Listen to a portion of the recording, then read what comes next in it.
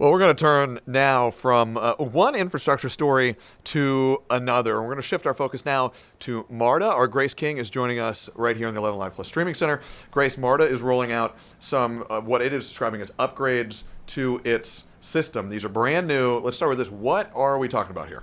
Well, we're talking about MARTA's Better Breeze system. So it's basically a modern fare collection system that will allow you to tap to pay on the MARTA trains as well as MARTA buses. You go visit a lot of other big cities and tap to pay during people from all over the U.S. and also summer. You want them to just be able to tap in their phone, their wallet, smart wallet, or their credit card. That's the highlight of the system, the inner workings, the TV, all of that is a lot better.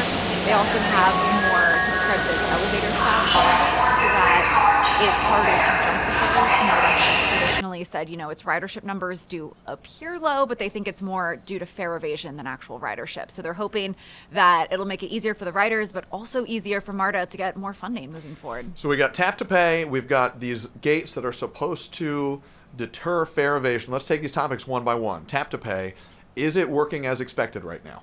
If you want to tap your phone, it is working. You can just tap your phone. It charges you the $250. You can get on. You can connect to the bus as long as you are using the same card to tap. So it has to be the same card. It can't be just the same bank account. If you tap your card, you can still transfer to buses just like you would with that single fare ticket. So tap to pay, that is up and running so far. The one catch is the fare gates, if you were at MARTA stations over the weekend, are just wide open right now.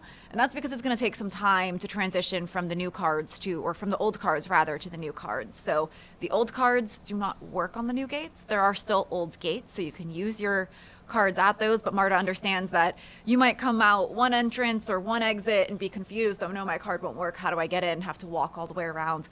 A lot of those people with those older cards are seniors or people on mobility passes. So just to make it a little bit easier, they're leaving them wide open for now. That won't be the case forever, but they are just trying to ease through some of those challenges. So if these gates are wide open right now, even with this new tap to pay system, with a wide open gate, is it kind of just on the honor system right now? Yeah, they're telling you, you should pay the fare. It's not free. You still need a tap to pay. But of course, for a lot of those people who don't have the new cards today, we were at the Lindbergh station for a couple of hours and they were saying, we're going to mail you a new card. Just go through for today. Try and find those gates where you can tap them so we still get the ridership data and the fare collection. But it really is just the honor system right now. And again, the biggest thing is not all cards work at all gates. If you have one of the new cards, those won't work at the old gates if that's where you end up. If you have one of the old cards, those won't work at the new gates. So it's just kind of this wonky month-long transition period. And they didn't say how long the gates would necessarily be left open. Of course, once they start mailing out passes, once people have more of one or the other, and it's only inconveniencing a handful of people instead of all the MARTA riders, that would obviously be something they would reconsider at that point. Some kind of tipping point. Obviously, whenever you work on an infrastructure project like this, any system, it is a process to get the new systems online, get the old ones phased out. It takes some time.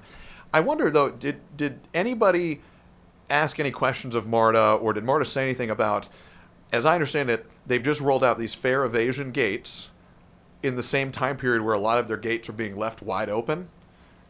I think you have to come at it from the perspective of 1 month of kind of wonky ridership data. That's what they're used to. They've had this fare history, this fare evasion problem for years and years and years. Every time we say, hey, it looks like the national ridership data shows that your ridership has dropped, MARTA will say, well, that's not the whole picture. We have to consider this, this, and this.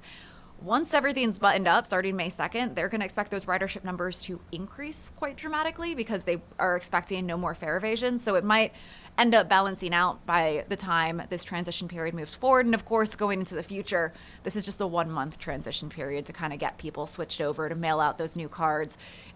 If you have one of the old cards, you can go to a MARTA office and have your balance transferred, or of course you can just tap to pay. But it's just kind of a wonky transition period where they might have a little less ridership data, but long term, they're hoping it'll work out.